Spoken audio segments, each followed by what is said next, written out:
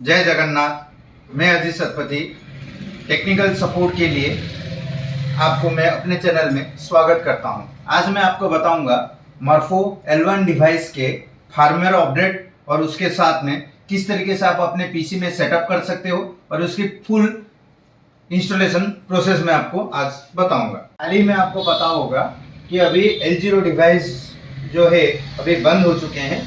ये मेरे पास पुराने L0 डिवाइसेस हैं और ये भी आई स्कैनर है मंत्रा का, और ये मंत्रा का भी L0 का डिवाइस है। फिलहाल ये अभी बंद हो चुके हैं। मेरे पास मॉर्फो का भी है पर ये भी L0 का ही है, सफरान का है। अभी फिलहाल ये भी बंद हो चुके हैं। अभी मैंने नया लिया हुआ है, ये रहा मेरा मॉर्फो का L1 डिवाइस। इसको हम आज इसके फार्मवेयर अपडेट और सेटअप और इंस्टॉलेशन के बारे में मैं आपको फुल डिटेल्स आज बताऊंगा। इसका जो फार्मवेयर अपडेट सेटअप और इंस्टॉलेशन के लिए यूट्यूब में काफ़ी सारे यूजर्स इसके वीडियो डाले हुए हैं, और वो जो वीडियोस आप देख रहे हो वो एक्चुअली जेन्युइन है और सही भी है। कोई गलत नहीं है, कोई फेक नहीं है। पर दिक्कत इसमें ये प्रॉब्लम है कि आप जब इंस्टॉल आप खुद से करते हो ना, तो इसमें काफ़ी सारे एरर्स आ जाते हैं। आपको ये वाला एरर आएगा, नहीं तो ये वाला एरर आ सकता है, नहीं तो ये वाला एरर आ सकता है, या फिर ये सारे के सारे एरर्स आपको एक साथ आ सकते हैं। पर इसमें कोई दिक्कत वाली प्रॉब्लम नहीं है। इंस्टॉल जैसे कि मर्फो इंस्टॉल करना एक जंग जैसे लगता है, पर वैसे कोई प्रॉब्लम नहीं है। ये आसान तरीके से है।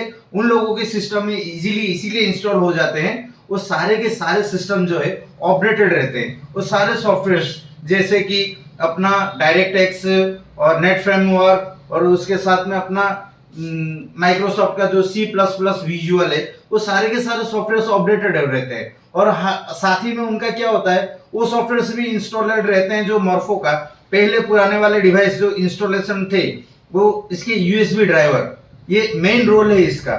जो USB ड्राइवर है वो पहले से उनके सिस्टम में अपडेटेड रहता है, जिसकी वजह से इंस्टॉलेशन ईजी लगता है और आसानी से हो जाती है। पर आपके सिस्टम में ये नहीं होता है। मैंने काफ़ी सारे यूट्यूब चैनल में देखे हो चुके हैं कि इसमें ऐसी प्रॉब्लम रहती है। काफ़ी लोग कंप्लेन करते हैं मेरा डिवाइस कनेक्ट नहीं हो रहा है और मेरे में इसमें ये प्रॉब्लम आ रहा है, वो प्रॉब्लम आ रहा है। ये सारे प्रॉब्लम का सलूशन मैं आपको बताऊंगा कि किस तरीके से आप आसानी से इस डिवाइस को अपडेट कर सकते हो और साथ ही में आप इंस्टॉलेशन भी कर सकते हो। अभी मैं आपको बताऊंगा फार्मवेयर अपडेट इसका कैसे करेंगे। आसान तरीके से कर सकते हैं। आपको कोई सिस्टम पीसी की इतना ज़रूरत नहीं पड़ेगा। मेरे पास एक एंड्रॉयड फ़ोन है, ये OTG सपोर्टेड वाला फ़ोन है, और आप इसको OTG के ज़रिए से आप इसको फार्मवेयर अपडेट कर सकते हो। प्ले स्टोर से आप आसानी से इसका जो मॉर्फो L1 का ड्राइवर है, RD सर्विस है, वो इंस्टॉल करके आप इस तरीके से इसको डिवाइस कनेक्ट करके आप इसका फार्मवेयर अपडेट कर सकते हो। अब देखिए, फार्मर अगर आपका इसका डिवाइस का अपडेट हो रहा होगा या फिर इसका अपडेट अवेलेबल होगा, तो आपकी लाइट इस तरीके से ब्लिंक करने लगेगा। तब आप देख लेना कि ये अपडेट हो चुका है। पर मेरे में क्या हुआ है, ये ऑलरेडी अपडेट हो चुका है, इसके वजह से अभी फिलहाल इसकी कोई अपडेट नहीं है। सॉफ्टवेयर इंस्टॉलेशन करने के लिए जो कंपोनेंट्स ड्राइवर की ज़रूरत है, मैं अपनी डिस्क्रिप्शन में दे रहा हूँ, आप वहीं से डाउनलोड कर लीजिएगा। और फिलहाल आप वीडियो पॉज करके भी आप डाउनलोड कर सकते हैं। अभी मैं आपको दिखा रहा हूँ, मेरे पास अभी सिस्टम है, ये मेरा सिस्टम है विंडोज 7 का। आप देख सकते हैं इसमें जो आपको पहले एरर दिखा रहा था, ये RD सर्विस का एरर अभी बता रहा है। इसमें क्या है, स्टाटस रनिंग में है, पर कुछ देर पहले ये स्टॉप में बता रहा था। ये मेरा विंडोज 7 का सिस्टम है।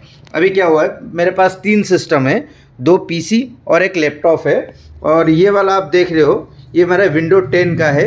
इसमें मैं APS का काम करता हूँ। तो इसमें क्या होता है, कंपनी का दिया हुआ सॉफ्टवेयर है। ये मैं थोड़ा बड़ा स्क्रीन में दिखाता हूँ, आप अच्छे से इसको देख सकते हैं। फिलहाल इसमें कोई भी मेरा IDMI का कोई सॉफ्टवेयर इंस्टॉलेड नहीं है, फिर भी ये अभी वर्किंग कंडीशन में चल रहा है। ये मेरा विंडो 11 का लैपटॉप है और इसमें से पहले से ही मेरा IDMI का सॉफ्टवेयर इंस्टॉल्ड है। अभी मैं क्या करूँगा, इसको आपके सामने कनेक्ट करता हूँ। जैसे ही कनेक्ट करूँगा, यहाँ पे डिवाइस की लाइट ब्लिंक करने लगा और इसमें यहाँ पे इनिशियल प्रोसेस स्टार्ट हो गया और थोड़ी देर में इसका इनिशियल प्रोसेस सक्सेसफुल हो जाएगा। ये नॉट कनेक्टेड है। मैं एक बार इसको रिफ्रेश कर लेता हूँ। इसकी डिटेल्स पूरी आ गई और इनिशियल प्रोसेस सक्सेसफुल भी हो गया। लैपटॉप में नया वाला जो RDMI का जो लेटेस्ट सॉफ्टवेयर है वो इंस्टॉल किया गया है, और मेरे जो PC है वो PC में मेरा पुराना वाला मतलब इसका जो इससे पहले का जो वर्जन था, लेटेस्ट नहीं है पर उससे पहले वाला वर्जन इंस्टॉल्ड है। मैं आपको दिखाता हूँ। एक बार इसको कनेक्ट करता हूँ। कनेक्ट करने के बाद इसमें भी इनिशियल प्रोसेस स्टार्ट हो जाएगा। कुछ ही समय में इसका इनिशियल प्रोसेस आ जाएगा।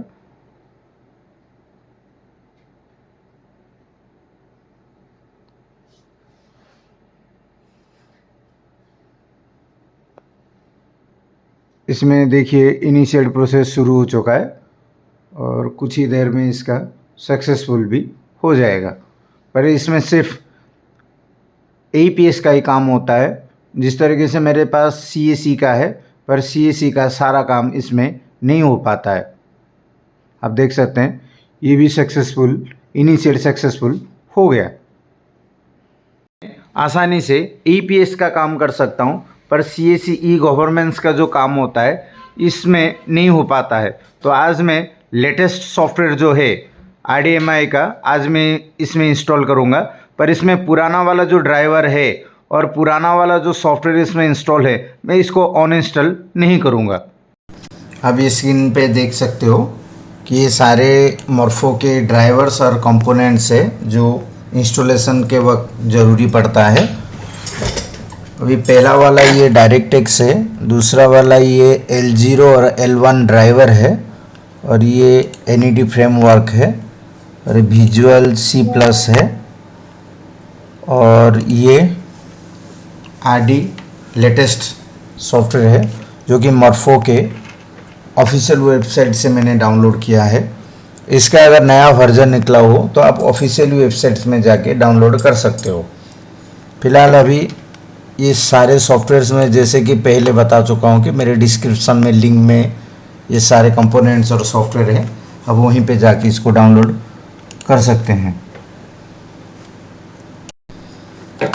अब पहले मैं एक एक करके आपको मैं बता देता हूँ कैसे कौन सा सॉफ्टवेयर कैसे इंस्टॉल करवाना है। ये डायरेक्टेक्स है, अभी मैं इसको इंस्टॉल कर रहा हूँ, पर मेरे सिस्टम ये पहले से इंस्टॉल है।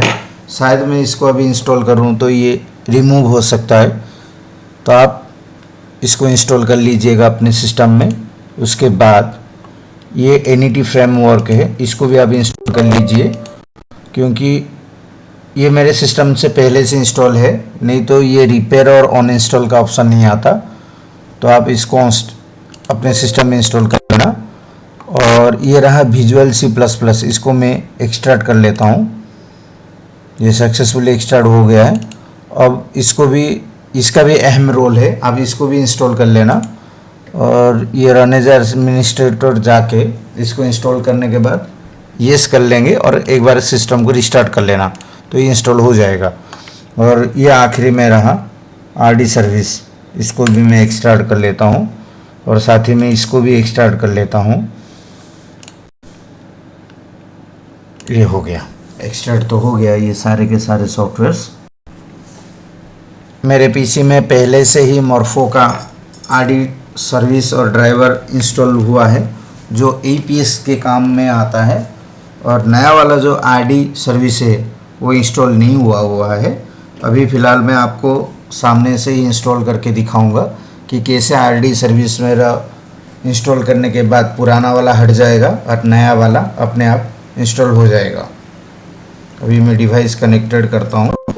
कनेक्टेड करते ही कनेक्टेड की आवाज़ आ गया होगा, और ये इनिशिएट का प्रोसेस स्टार्ट पॉपअप आ गया। उसके बाद ये सक्सेसफुल का भी पॉपअप आ जाएगा। ये पॉपअप इंस्टॉल हो गया है।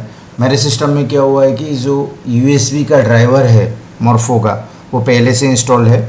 अगर आपके सिस्टम में मॉर्फो का ड्राइवर पहले से इंस्टॉल्ड है तो इसको ऑन इंस्टॉल नहीं करिएगा, इसको इंस्टॉल ही रहने दीजिएगा।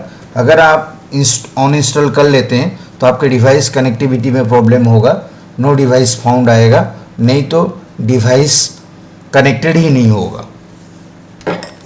अभी मैं आपको दिखा देता हूँ एक बार डिवाइस मैनेज में जाके मेरा डिवाइस कनेक्टेड है या नहीं। ये रहा डिवाइस मैनेजर और यूनिवर्सल, ये कनेक्टेड है। इस तरह येलो मार्क नहीं है मेरा।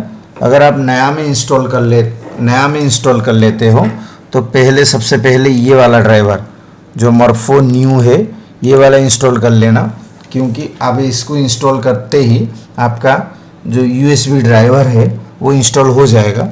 नहीं तो आपका ये वाला येलो वाला आप देख लेते हो, ये येलो वाला अगर यहाँ पे आया या फिर कनेक्टेड नहीं हुआ तो आपका डिवाइस कनेक्टेड नहीं होगा। अगर आप पहली बार इंस्टॉल कर रहे हो तो ये मॉर्फो का जो L1 न्यू लिखा हुआ है इसको आप एक बार इंस्टॉल कर लेना, तो ये आपका डिवाइस का जो ड्राइवर सॉफ्टवेयर है ये सक्सेसफुली कनेक्टेड हो जाएगा। अभी मैं नया लेटेस्ट आईडी वर्जन जो है अभी इसको इंस्टॉल करूँगा। पूरी प्रोसेस के दौरान आप अपने डिवाइस को अपने पीसी के साथ अटैच ही रखना, उसको डिस्कनेक्ट मत करना, नहीं तो इंस्टॉलेशन में प्रॉब्लम होगा और आपका आईडी ड्राइवर इंस्टॉल सक्सेस नहीं होगा। अभी मैं इसको रन एज एडमिनिस्ट्रेटर कर देता हूँ। जैसे ही ये सॉफ्टवेयर इंस्टॉल हो जाएगा तो यहाँ पे एक पॉपअप खुल के आ जाएगा। पॉपअप के बाद ये इनिशिएट प्रोसेस में वापस जाएगा और इनिशिएट प्रोसेस होने के बाद ये सक्सेसफुल भी होगा। इनिशिएट प्रोसीड सक्सेसफुल, कुछ ही समय में ये आ गया सक्सेसफुल का। फिर अब यहीं से इसका आईडी का नया जो लुक है ये देख सकते हो। इसको रिफ्रेश करूँगा तो इसके डिवाइस में OEM number, device serial number ये सब आ चुका है। ये पहला सॉफ्टवेयर ऐसा है कि आपको इसको 3 तरीके से यूज़ कर सकते हो, HTTP, HTTPS और HTTPS लोकल होस्ट में। अभी मैं इसको चेंज कर लूँगा लोकल होस्ट पे और सेव चेंज करूँगा तो ये वापस से रिस्टार्ट होगा आईडी। ये वापस से रिस्टार्ट हो गया और ये डायलॉग बॉक्स खुला और ये वापस से इनिशिएट प्रोसेस में जाएगा।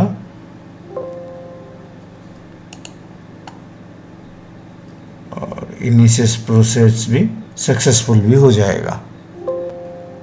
ये हो गया।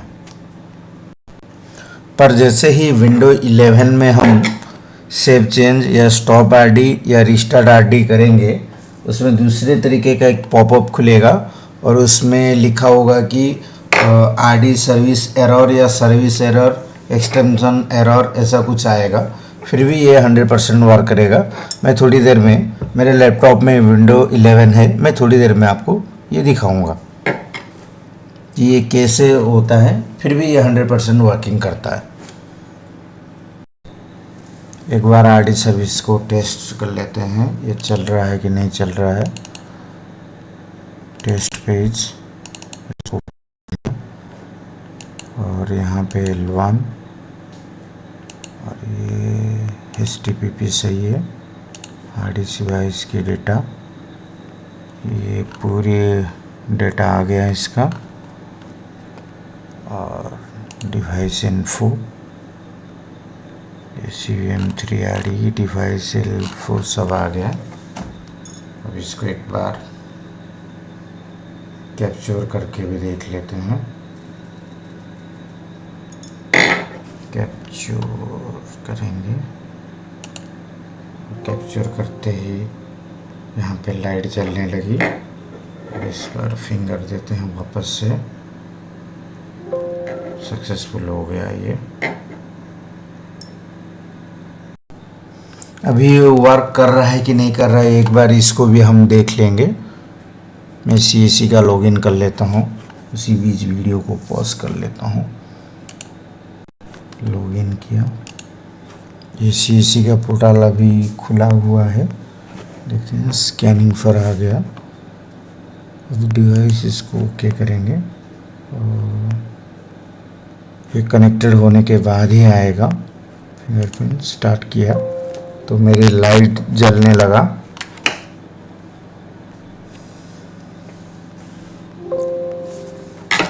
Capture successful, capture failed. अभी मैं फ़िलहाल अपने फ़ोन से भी इसको रिकॉर्ड कर लेता हूँ ताकि आपको यकीन हो जाए। रिकॉर्डिंग भी चालू है और ये रहा स्टार्ट स्कैन।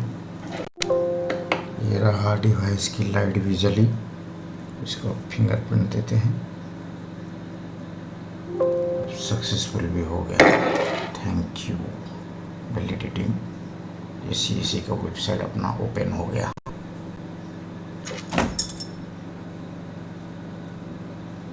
डिवाइस निकालने के बाद कैसे इंटरफेस आता है एक बार देख लेते हैं, क्योंकि मेरा डिवाइस अभी मैं डिस्कनेक्ट कर रहा हूँ।